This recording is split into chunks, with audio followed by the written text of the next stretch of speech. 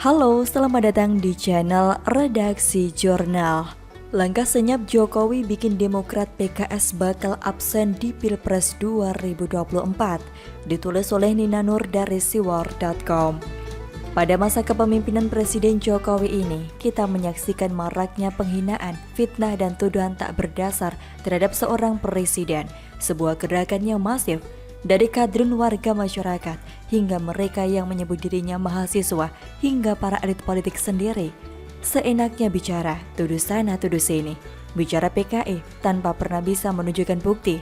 Berkuarnya pun hanya di media sosial, karena hanya di sana mereka bisa seenaknya ngomong atas nama kritik. Tidak peduli bahwa masyarakat bisa terbelah gara-gara politik. Kesatuan dan persatuan bangsa terpecah karena penerapan politik identitas yang masif, yang membedakan anak bangsa berdasarkan suku, agama, ras, dan pilihan politik. Mereka, para pengacau negara ini, memang kurang ajar. Demi kepentingan tertentu, mereka melempar narasi dan isu yang diharapkan bisa menjatuhkan Presiden Jokowi. Tidak peduli sekarang ini sedang dalam masa pandemi, tidak juga peduli bahwa Presiden Jokowi dan jajarannya kerja keras siang malam agar negara ini tetap stabil, aman, dan rakyat bisa bertahan di masa tersulit saat ini. Tentu Presiden Jokowi tidak diam saja. Beliau menghadapi para pengacau ini dengan caranya sendiri. Cara yang perlahan, pelan, tidak gerusa-gerusu, bahkan kadang-kadang tidak kita sadari. Tahu-tahu baliho si singa sudah diturunkan TNI, lalu masuk penjara dan kondisi masyarakat tenang dan damai. Tahu-tahu si santun sudah panik sendiri mengejar masa jabatan yang hampir habis. Namun, modalnya pres pun minim, hampir tanpa prestasi, cuma menang di kalangan pendukung dan buzzernya saja. Sementara si kumis hanya bisa ngomong A lalu ngomongnya berbalik sendiri, ditampar kenyataan yang berbeda. Sama halnya dengan Partai Demokrat dan PKS, dua partai oposisi yang bagi orang mau jualan tapi nggak punya modal. Kader PKS malah sering kena kasus yang tidak elok dari segi akhlak, padahal katanya partai religius. Bisanya hanya memberi komentar ketika ada isu yang ramai di masyarakat, tetapi kontribusinya sampai ada prinsip yang beredar di kalangan netizen. Jika ada pilihan dan PKS memilih A, maka pilihan selain itu pastilah merupakan pilihan yang benar.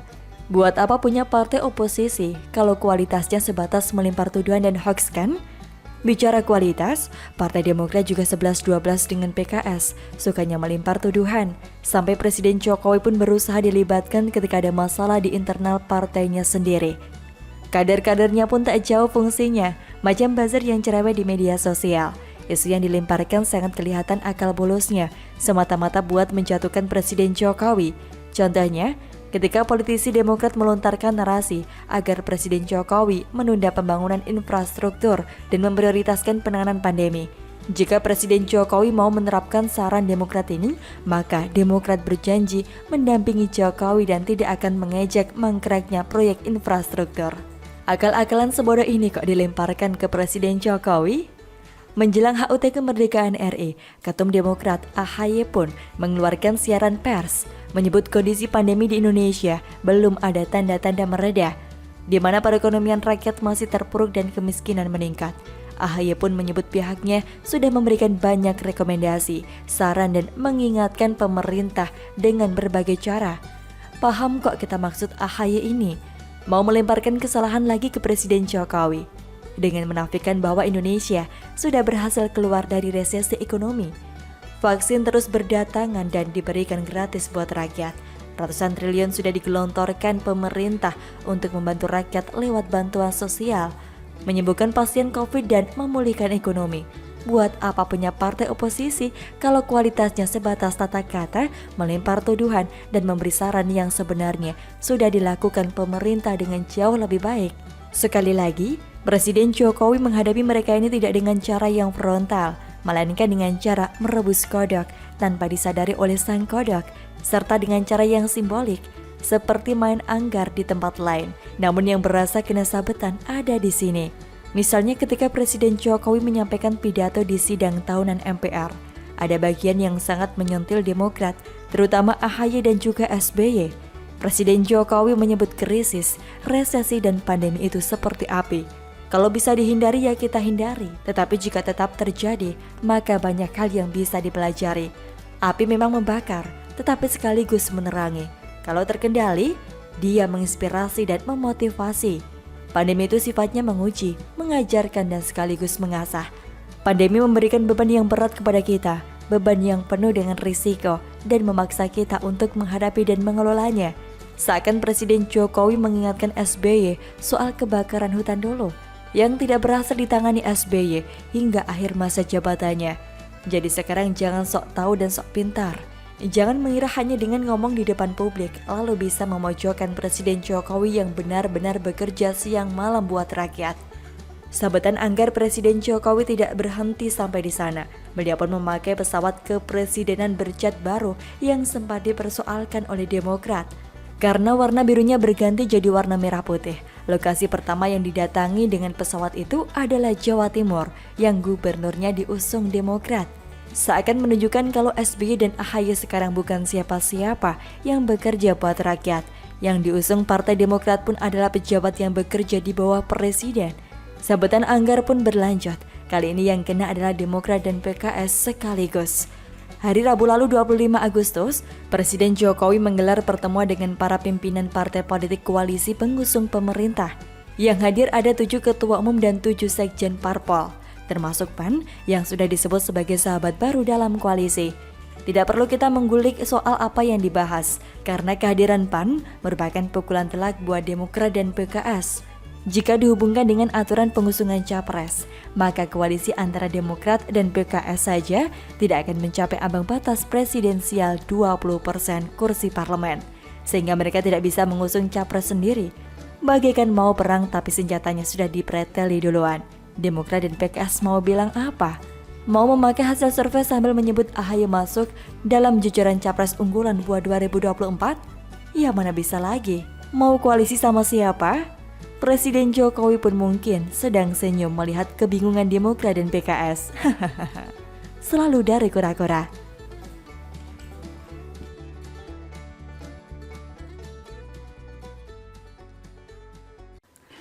Halo, selamat datang di channel Redaksi Jurnal. Anies paparkan capaian program vaksinasi di DKI Jakarta. Langsung dapat tamparan keras Denny Siregar. Woi Anies, main klaim aja lo. Ditulis oleh tim redaksi dari berbagai sumber. Bagiat media sosial Denny Siregar sindir Anies Baswedan soal klaim capaian vaksinasi Jakarta. Sebelumnya, Anies Baswedan memaparkan capaian program vaksinasi Jakarta yang dinilai berhasil. Hal itu mendapatkan sindiran keras dari Denny Siregar.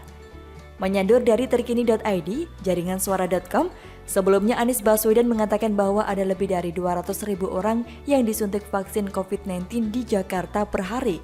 Bahkan, Anies Baswedan menyebut target vaksinasi di Jakarta sudah melebihi target atau 105%. Namun dia tak menjelaskan detail apakah itu vaksinasi pertama atau vaksinasi lengkap 2 dosis. Anies mengatakan, di Jakarta tiap hari bisa memvaksin lebih dari 200.000 orang per hari. Kenapa bisa? Pihaknya punya 300 puskesmas lebih. Itu pemanasan terus dalam setahun dengan sistem distribusi. Dia juga menyampaikan, sehingga sekarang kalau ditanya Jakarta target vaksin kita, sudah 105% tercapai itu terlampaui. Sementara tetangga ada yang masih 15%, ada yang 20%. Melihat pernyataan Anies, Denny lantas mengeluarkan pernyataan yang menohok. Denny mengatakan bahwa kesuksesan program vaksinasi di Jakarta tidak ada sangkut pautnya dengan capaian Anies Baswedan. Denny menjelaskan bahwa keberhasilan tersebut berasal dari jeripaya pemerintah pusat dan ikut campur dari pihak aparat kepolisian. Kata Denny dalam cuitannya, "Woi, @Anies Baswedan, main klaim aja lo. Itu program pusat semua. Ente kan udah lepas tangan. Penyelenggara vaksinasi Merdeka itu juga @divhumas_Polri yang mati-matian." Katanya lagi, gak ada malu-malunya si we don't know what we don't know ini. Lah, bukannya Anies sudah menyerah ya? Terkait penanganan COVID-19, Wagub DKI Jakarta Riza Patria juga mengatakan Anies sudah meminta pemerintah pusat mengambil alih koordinasi penanganan COVID-19 di wilayah Jabodetabek.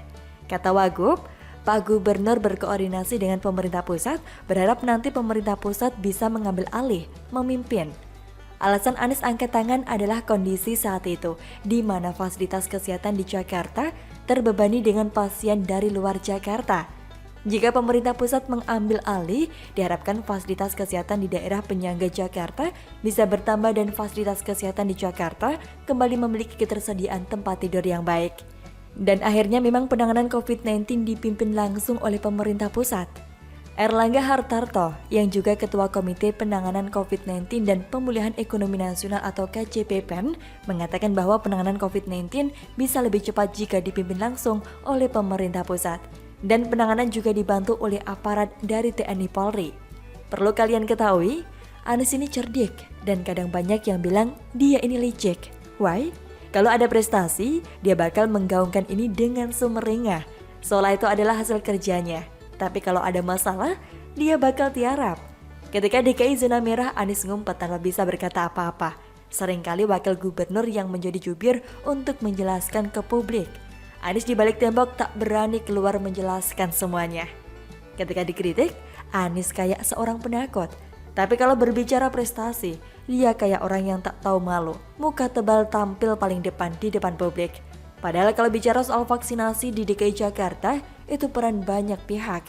Salah satunya adalah Polda Metro Jaya. Mereka menggelar program vaksinasi Merdeka sebagai bagian kebijakan percepatan vaksinasi COVID-19 di DKI Jakarta. Program vaksinasi ini melibatkan relawan dari sejumlah elemen masyarakat, di antaranya mahasiswa, organisasi kemasyarakatan, tenaga kesehatan, persatuan dokter, persatuan perawat, dan unsur lainnya. Selain itu banyak juga vaksinasi yang dilakukan oleh TNI, Polri, dan lembaga-lembaga lainnya. Dan Anies dengan santainya berjalan bagi model dengan senyum sumringah dan mengumumkan pencapaian angka vaksinasi DKI Jakarta tertinggi di Indonesia. Mual dengarnya. Emang gak punya muka nih orang? Apa mungkin mukanya ketebalan? Khusus di bidang keberhasilan, dia yang akui secepat kilat. Kadang prestasi kecil saja digembar-gemborkan secara masif ngalah-ngalahin presiden. Khusus di bidang kegagalan, dia akan cari kambing hitam salahkan orang lain. Kalau tidak, maka itu tugas jatah Wagub DKI Jakarta untuk menjelaskan dan menampung hujatan dari warga. Hahaha.